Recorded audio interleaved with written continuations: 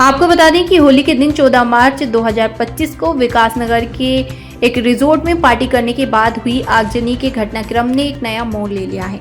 Resort के मालिक के द्वारा ही शपथ पत्र देकर ये स्पष्टीकरण दिया गया है कि रिजॉर्ट में आग किसी दूसरे ने नहीं लगाई, बल्कि वो आग शॉर्ट सर्किट के कारण अपने आप ही लग गई थी। जिसके बाद अब इस शपथ पत्र में दिया गया यह स्पष्टीकरण कई लोगों के गले से नीचे नहीं उतर पा रहा।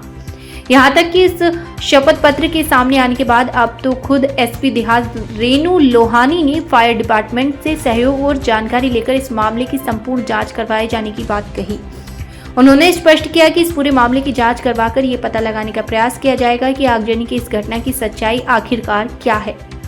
अब बड़ा सवाल तो ये उठता है कि अगर शॉर्ट सर्किट से आग लगी थी तो एफआईआर दर्ज क्यों करवाई गई, प्रशासन को गुमराह क्यों किया गया। वहीं इस आगजनी की घटना में कुछ लोगों को मुकदमा दर्ज करके जेल भी भेजा गया था।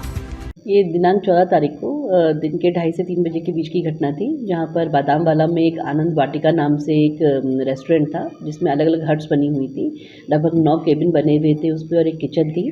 तो वहाँ पर दो पक्षों के बीच में आपस में झगड़ा हुआ और उसके पश्चात दोनों पुलिस मौके पर पहुँची थी और दोनों पक्ष में मामला शांत हो गया था। दोनों पक्ष वापस चले गए थे।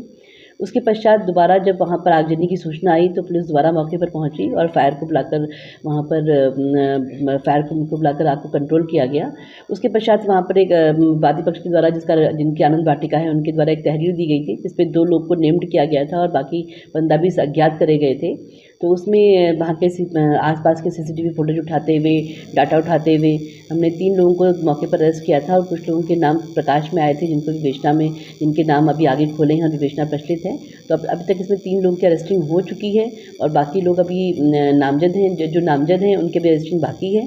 और जैसा कि आपने भी पूछा शपथ पत्र का मामला, तो एक संज्ञान में आया है कि एक शपथ पत्र वादी पक्ष ने दिया है, जिसमें उनका ये कहना है कि उनके यहाँ जो आग लगी है ये शॉर्ट सर्किट से लगी है, ना कि किसी के द्वारा लगाई गई है।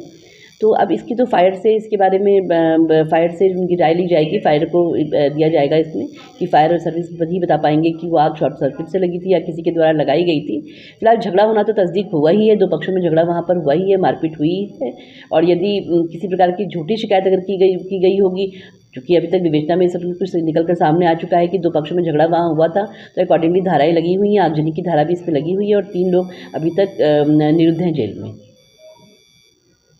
मैम, जो ये शॉर्ट सर्किट का प्रकरण जो सामने आ रहा है, तो मैम कहीं ना कहीं इसमें प्रशासन की कार्रवाई पे भी सवाल खड़े करे जा रहे हैं।